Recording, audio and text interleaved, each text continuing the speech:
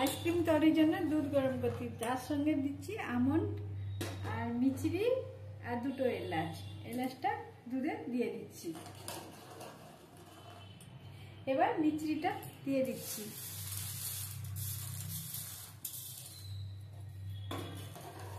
এবার দুধটা গরম করছি।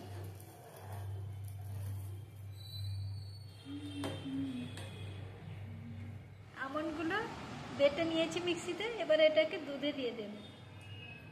এবার আমন্ডের বাটাটা দিয়ে দিচ্ছি দুধে, দিয়ে নিয়ে দিচ্ছি। আর একটু ফুটে নেব।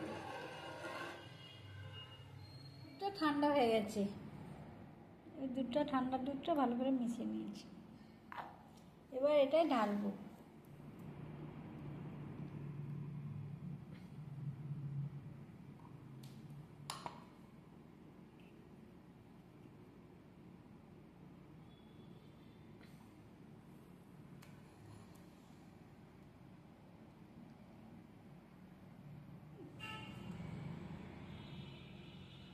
এই তৈরি হয়ে গেছে আইসক্রিম 5 ঘন্টা পরে।